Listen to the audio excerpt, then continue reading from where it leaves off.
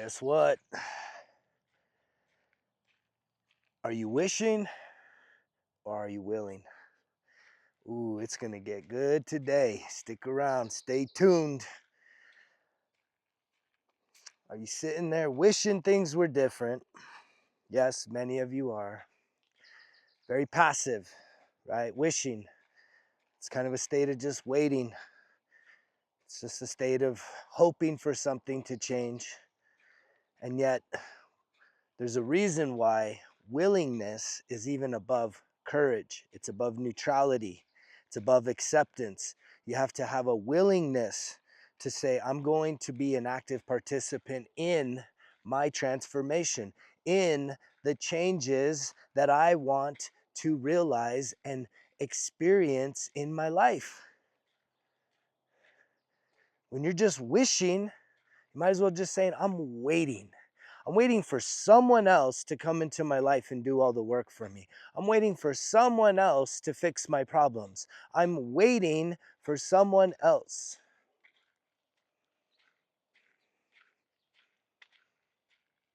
to bring about my transformation, to heal me of my wounds, to tell me they're sorry, to come back and love me, to fix my problems, to make me feel good about myself.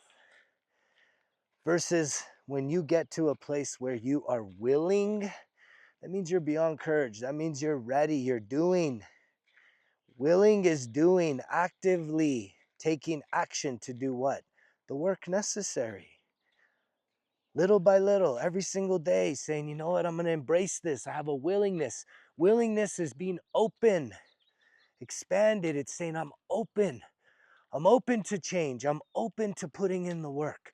I'm open to even allowing myself to fail, fall flat on my face, knowing that even if that happens, I'm also willing to get back up and to keep going, to not give up, to not throw in the towel, to not be my worst enemy. I'm willing to start cheering for myself. I'm willing to start believing in myself. I'm willing to start holding myself accountable. Are you catching the difference? It takes a lot of clarity to really sit with ourselves and realize that contrast from being a wisher, which is really a waiter, which is also someone that is acting as if they're helpless, they're hopeless, they're a victim, and there's nothing you can do, nothing absolutely I can do. I have to just accept it. I've carried that guilt complex around. It still likes to rear its fucking head with me too.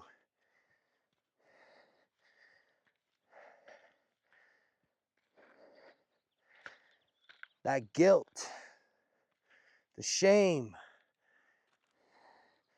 that makes you feel like you deserve punishment. And so instead of appreciating the fact that these lessons, these experiences in life, these mistakes, if you take ownership of them, if you really allow yourself to learn and to grow and to not continue repeating it, and for sure, not continuing to punish yourself. Can you relate to that? I punished myself a lot throughout my life, right? They say desire is a contract that you write with yourself subconsciously, that you tell yourself that you are not allowed to be happy until something happens. But see, the thing is you're not even, when you're sitting there in unfulfilled desire, it's usually a wishing and waiting for that thing to happen. It's just like praying, please happen, please. As opposed to like, what can you do? Right? And that's the shift. You have to know, what do you have control over? What do you have control over? Do you have control over what someone else does today? No. If you try and control what someone else does, that's going to be exhausting. right? Even if you're in business, even if you're in leadership, even if you're in management, controlling people, micromanaging is exhausting energetically. If you've ever been there and you know what I'm talking about, you know what I'm talking about, right? When you allow people to just be, you set a bar of expectation, you communicate clearly expectations, and then you trust, but verify when it comes to other people. But when it comes to yourself, what do you have control over? Do you have control over what you eat today? You should. Do you have control over whether or not you do a morning routine, which could include journaling, hopefully the 1% Better Everyday Journal? It could include getting outside in nature, getting outside in the sun, kicking off your shoes and socks, doing some grounding. Could include listening to some affirmations while journaling. That's kind of nice, kind of a double whammy. It could include doing, a short meditation guided, right? 15 minutes. Could include a guided breath work, 15, 20 minutes. It can include a lot of different things, but at the end of the day, are you willing to do it? And are you willing to be consistent? Not just try it every once. Well, I do it every once in a while. Well, guess what? If you do it every once in a while, then that means you're not taking this serious at all. It means that you're way more stuck in your wounds and your pain, right? And punishing yourself versus like setting yourself free. This is what Results Kill Excuses content, course content is specifically designed to help you with. Not just my message. The message is meant for medicine, encouragement, inspiration, guidance, but the course content that's packed into the 1% Better Everyday Journal, the self-discovery work, is truly meant to set you free, right? What does that even mean? It's to free your mind. It's to allow you to get back into your mind and really get into your body so that you can really start taking care of yourself, right? Not being so hard on yourself. Lighten up, lighten up, lighten up. If you're watching this video right now, it's time you need to lighten up. I know I need to lighten up. There's so much seriousness in this world. Here's one way that you can truly lighten up, right? It may feel fake, but I'm telling you, joy is very, very magnetic to bringing in love, abundance, success, joy. Joy. The more joyful you are, the more happy. And sometimes you have to activate it. Sometimes just having a little more of a lightheartedness and doing this. Give yourself, if you're someone that's really serious, take in a deep breath. Out through the nose, in through the nose, out through the mouth. One more time. One more time. Now put a smile on your face and start to laugh.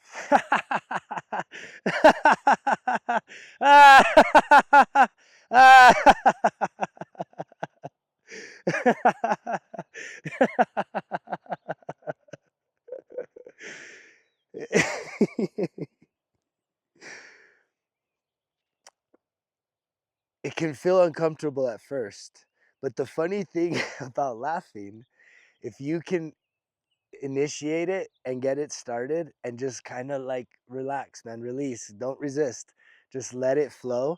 You almost forget what you're laughing about, and the laugh becomes contagious in and of itself. And you feel a little better after, you feel lighter, right? And do that often. Practice that skill. If you're someone that you're just, everything is so serious all the time, you're feeling like, it's so serious. Give yourself the ability to lighten up, loosen up, laugh. Laugh, be joyful, be playful, have fun. This is what we need to be doing more of.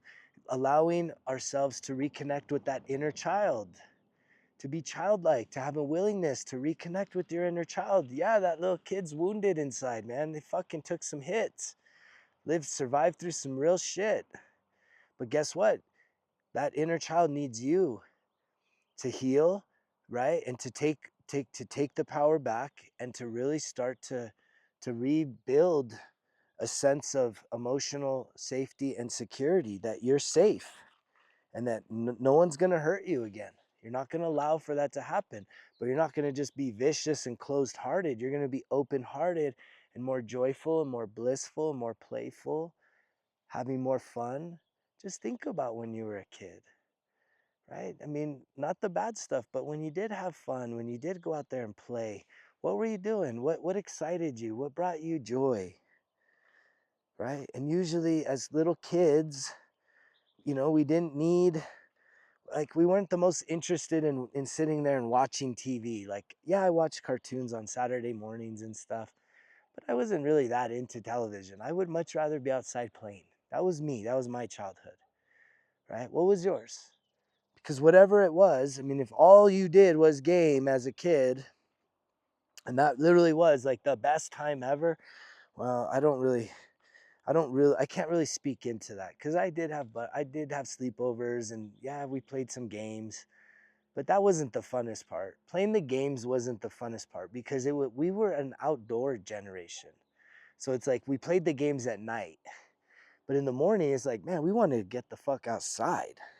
We want to go ride bikes. We want to go fuck around outside in the neighborhood, and just, it was just like a little bit of a sense of freedom, I think. Independence, when we could go and like roam and explore the neighborhood and the community, right? It was just, instead of sitting there all day inside. No, that wasn't our generation. That was not the generation I grew up. So we had a willingness. We had a willingness to go outside and play. We wanted to be out there, and we made it happen. And it was like we got forced to come back in, especially in the summer months, long days, because the rule was always from sun up to sundown. Get your ass home by sundown. Well, that was like 9 o'clock at night, so we were gone all day. My mom had 3 rules. I had to drink 3 pints of water before I left, which also messed me up with my alcoholism, because I created a habit that no matter what, right? If it was lemonade, tea, Coke, or then became alcohol, cocktails, beers, I just would fucking slam. And that fucked me up, because obviously when you go fast, when the pace is fast, the body can't catch up with that. And then boom, it would hit, and I would just be blasted. No bueno, man. Fucking many blackouts. I was a blackout drinker. Real blackout. Definitely very over, you know, just alcohol poisoning with all the sickness. Ugh, ugh. Couldn't even imagine. I could not even imagine, right? I'm trying to like rechannel that experience. I have no desire, right, for that ever, ever, ever, ever, ever, ever, ever again. And I'm grateful for freeing myself. And I hope that you have a willingness to maybe start freeing yourself from some things that you think you need, but maybe you're getting a little tired of it. Maybe they're really not serving you the way that you think they would. Maybe it's just a pattern, right? Just like when, my mom, is just a pattern, right? We create these habitual patterns, and we need to learn how to do pattern interrupts, right? You have to break the pattern, right? You have to do a hard stops on things, which is kind of going cold turkey, but you got to have a plan, right? And if you're looking for something like that, you should download the Results Kill Excuses app, and maybe do the class on breaking up with my addictions, where you can really come up with a plan. Like, if you let go of one thing, what are you going to replace it with? It's all about replacement. It's all about when you create space and you let go of something that's a part of your life, what's going to fill that? What's going to backfill that? And when you don't really go in with a plan, guess what? Usually shit that doesn't need to be there is what fills itself.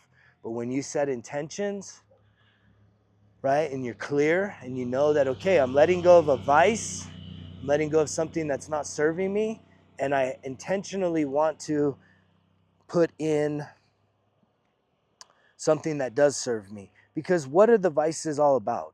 At the root of what these things are, are we're using this stuff as pain relief, right? It's giving us a sense of relief from pain that we are feeling, that we don't want to feel, right? It's distracting our minds, right? Because our bodies is what feels the pain.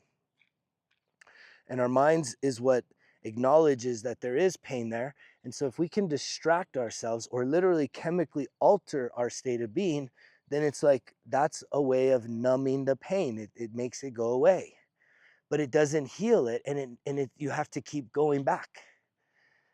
And so when I say that here at Results Kill Excuses, through the 1% Better Everyday Journal process, it is specifically designed to help you set yourself free from ever having to experience the pain. Like, you can truly heal the pain.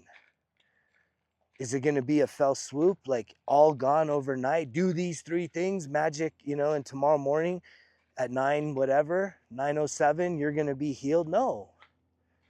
It takes, I'm telling you right now, the 1% Better Everyday Journal is a 1-year journey. So if you start volume 1, right, it's kind of gets you in there. But if you start it, finish. Try and get all the way through a whole year, volume 4. And see who you are on the other side of that. Tell me that you don't have more freedom, more abundance, more success, more traction, right? And more of a willingness to try new things, let go of old things, and really start to believe in yourself. A willingness to believe in yourself versus, I wish things were different. I wish I could be like him. I wish I could be like her. I wish I could be that lucky. I wish, which is really a reason to just say, I'm just going to wait until the stars are aligned, until this, until that. And it's like bullshit. The time is now. The time is right here, right now. Take action. Click on the link down below. Get yourself a 1% Better Everyday Journal. I still do have some slots. Someone had asked recently about the one-on-one coaching, 3 6-month programs. If you're interested, greg@resultskillexcuses.com. We also have the Breath of Life Healing Circle. If I was you, I would sign up for all the above. Everything that's been said. Coaching, journaling, and breathing. Right? That is like the trifecta of absolute success. I love you guys. You know the drill. Results kill excuses, because if it was easy, it wouldn't be worth it. Greg's out.